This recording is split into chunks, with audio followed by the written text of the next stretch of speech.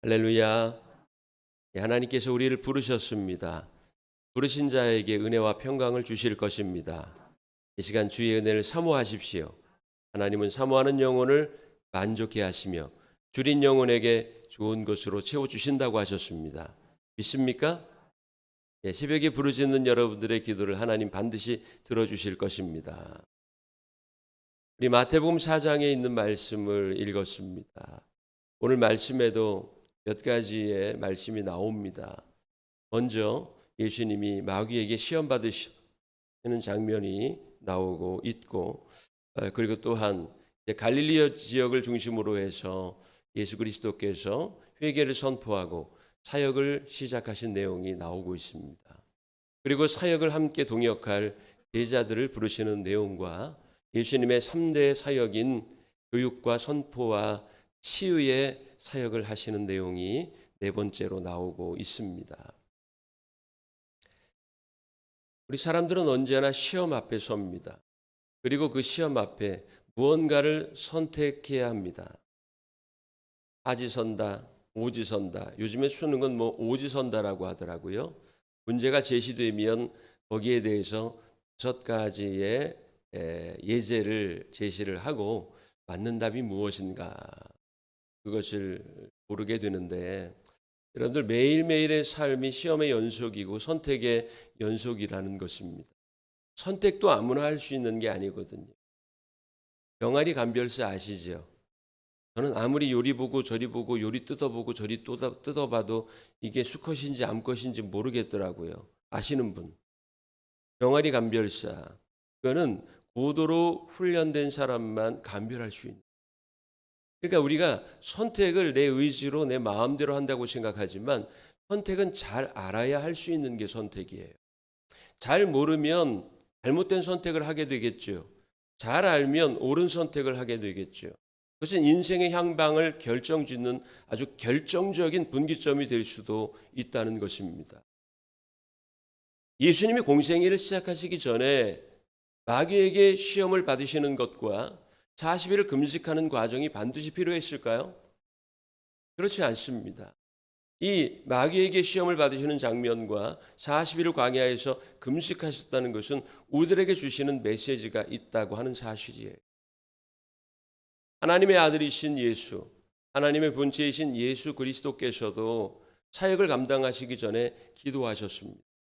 그런데 우리가 뭘 하고 기도 안 하고 무언가를 하겠습니까? 목회든 아니면 일반 신앙생활이든 아니면 직장생활이든 사업을 하든 간에 우리 그리스도인들은 언제나 기도로 준비해야 합니다. 기도로 대비하지 않으면 시험을 만날 때에 걸려 넘어질 수밖에 없다는 사실이에요. 그리고 언제나 사단은 우리에게 가정법으로 다가온다는 것입니다.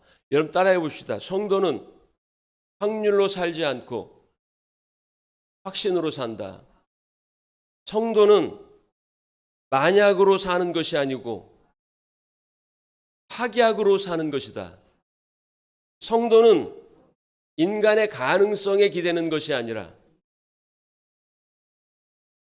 하나님의 전능성에 기대는 것이다. 할렐루야. 믿습니까? 그런데요, 우리가 알면서도 자주 시험에 빠진다는 사실. 아니, 시험을 만났을 때 그 시험을 이기지 못하고 패배해버린다는 사실이지요. 예수님이 당하셨던 3가지 시험은 언제나 우리 앞에 직면해 있는 문제들이라고 하는 것입니다. 이 돌로 떡이 되게 하라. 여러분, 먹고 사는 문제, 생활하는 문제, 물질의 문제, 언제나 우리 앞에 직면하고 있지 않습니까? 치열하게 전쟁처럼 삽니다. 먹는 것을 위해, 쓰는 것을 위해. 그리고 또 여러분, 내게 경배하면 이 천하만국을 너에게 주리라. 사단이 시험을 했습니다. 성전 꼭대기에 세우고 내가 만일 하나님의 아들이여든 뛰어내리라. 천사를 보내어 지지 않도록 너를 돌보실 것이다. 이 3가지 시험을 예수님께 하고 있다는 사실이. 첫 번째 시험과 두 번째 시험을 보면은 내가 만일 하나님의 아들이여든 전제를 달고 있습니다. 항상 조건 제시법이죠. 하나님의 아들이여든 내가 나에게 엎드려 경배한다고 한다면 사단이 창세기에 보면 창세기 3장 5절 말씀에 보면은 하와에게 다가와서 유혹합니다. 자, 하나님이 이 에덴 동산에 있는 모든 나무의 실과를 먹지 말라고 하더냐. 그렇게 질문하고 있어요. 여러분, 질문을 잘 파악해야 답을 도출할 수 있는 것입니다. 그래서 여러분 학교 다닐 때 시험 보기 전에 선생님이 가장 강조하는 게 뭔지 알아요? 문제를 잘 파악. 문제, 출제자의 의도가 무엇인지를 알아야 합니다. 사단이 왜 이 동산에 있는 모든 나무의 실과를 먹지 말라고 하더냐?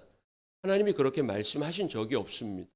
모든 것을 다 허락했고, 여러분, 동산 중앙에 있는 선악을 알게 하는 나무의 실과를 먹지 말라고 한 거예요. 그런데 사단은 어떻게 질문합니까? 하나님이 이 동산에 있는 모든 나무의 실과를 먹지 말라고 하더냐? 99가지가 허락됐고 단 한 가지를 금지하셨지만 사단은 그 금지된 한 가지에 집중하게 만든다는 것입니다. 우리의 삶은 늘 감사뿐이지요. 여러분 고백하십니까? 오늘 하루도 감사하며 사십시오.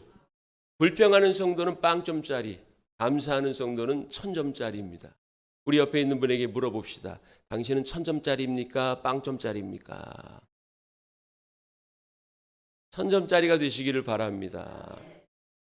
언제나 사단은 가정법으로 다가와요.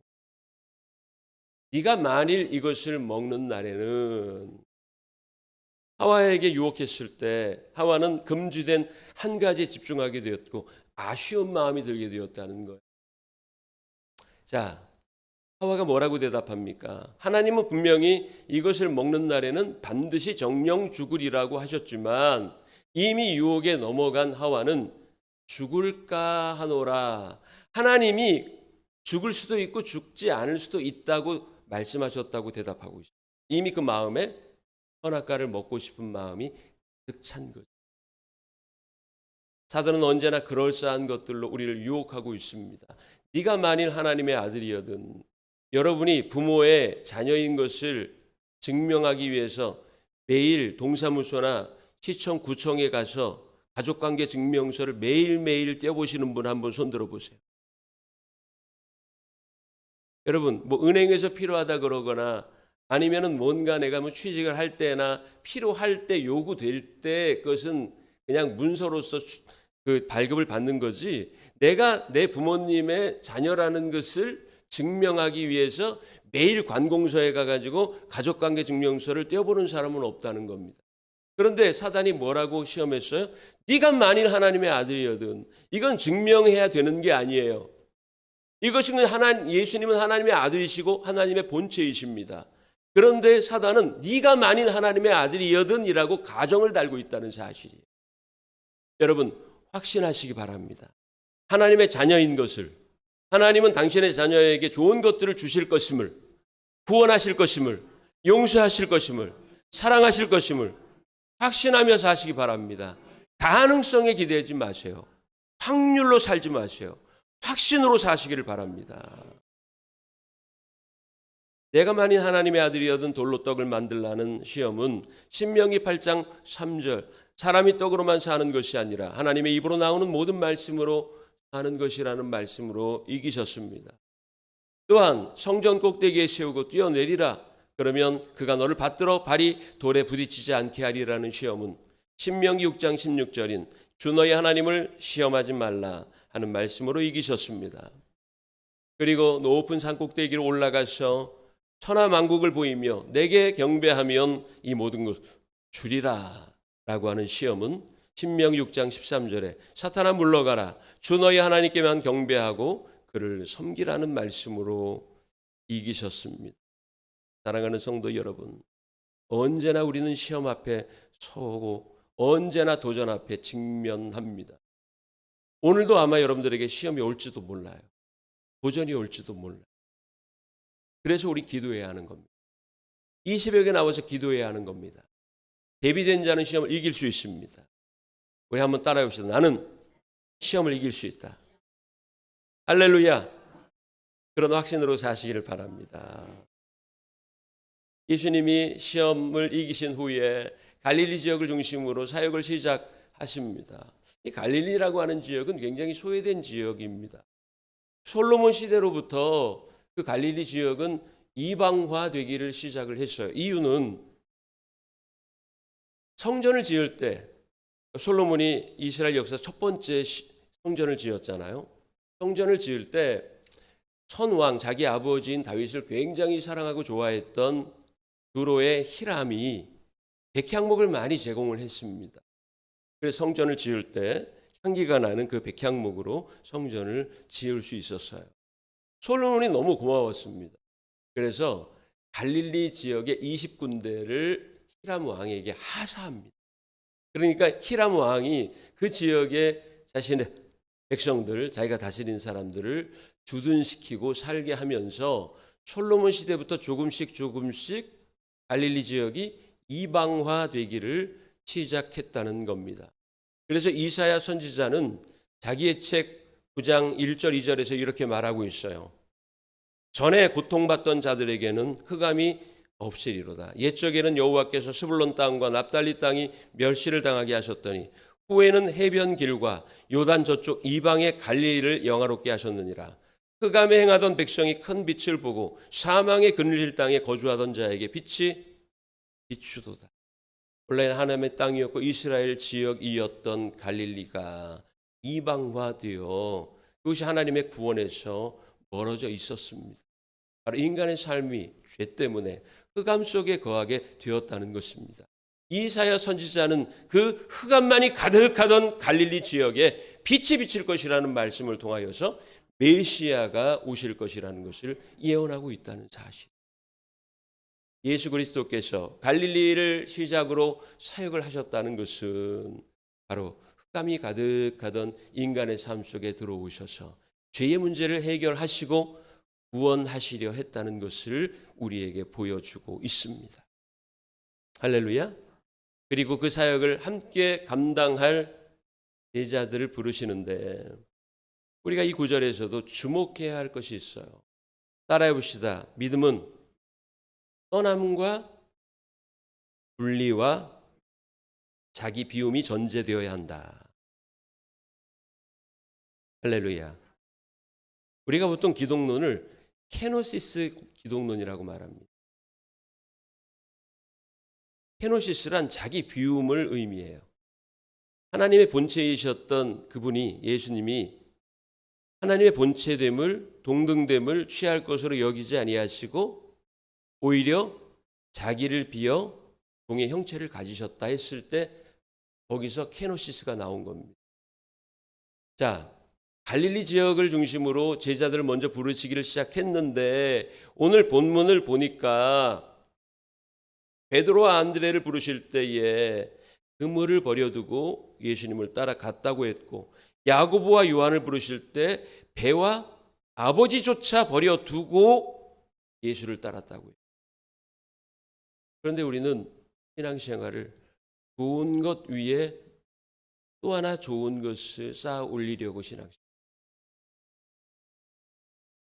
포기하고 비우고 나누어 주기보다는 쌓아 올리는 신앙생활을 하고 있다는 사실이에요. 이거 역행하는 거죠.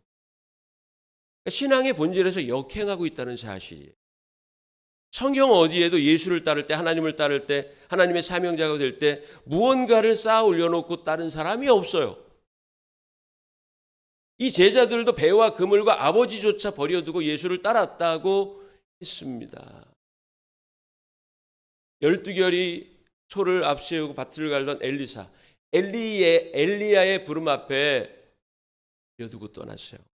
12결이란 한 결이가 소 2마리거든요. 그러면 24마리의 쟁기를 갈고 밭을 갈았다면 굉장히 부자거든요. 엘리사는. 그런데 그걸 버려뒀다고 했어요. 그리고 그 소에게 채웠던 이 기구와 소를 불살라 가지고 동네 사람들과 잔치한 다음에 엘리야를 따라왔다고. 성경 어디에도 믿음 생활하면서 뭔가 대단히 많이 갖고, 예수님도 제자들을 파송하실 때에 전대 차지 말라고 했습니다. 두보로 가지지 말라고 했습니다. 어디 가서 대접받으러 가지 말라고 했어요. 누군가 너를 환영하지 않으면 미련 털어버리고 그곳에 떠나라. 괜히 미워하지 말고. 그런데 우리는 뭔가 안 주시면 뭔가 실패한, 뭔가 내가 쌓아올린 것이 없으면 인생 허비한 듯한 감정을 갖고 산다는 거지요. 여러분 버리시기 바랍니다. 예수님은 이렇게 말씀하셨어요. 아무든지 나를 따르려거든 자기를 따라해봐요. 해봐요. 자기를 부인하고 자기의 십자가를 지고 나를 따를 것이라. 할렐루야. 이거거든요. 이 말씀을 통해서 우리가 알아야 할 것이 바로 그 교훈이라고 하는 거예요. 배와 그물을 버려두고 아버지조차 버려두고 예수를 따르는 삶. 자기 비움과 포기와 분리가 전제된 자만이 참된 제자가 될 수 있다는 겁니다. 마지막 부분은요. 예수님의 3대 사역, 교육과 선포와 치유의 사역을 예수님이 하셨다는 것이 23절부터 25절까지의 내용입니다. 이제 말씀을 마치겠습니다. 우리 사랑하는 삼양교회 성도 여러분, 오늘 몇 가지 키워드를 여러분들께 말씀을 드렸습니다. 성도는 확률로 사는 것이 아니라 확신으로 살고 가능성에 기대는 것이 아니라 하나님의 전능성에 기대어 사는 것이다. 흑암에 빛이 비추어 후회당하고 죄에 머물러 있던 인간이 구원을 얻게 된 것은 바로 예수 그리스도의 은혜라고 하는 사실. 우리를 부르실 때 배와 그물조차 버려두고 예수를 따르고자 하는 제자됨의 결단이 이 시간 삼양교회 모든 성도들에게 충만하기를 주님의 이름으로 간절히 축원합니다.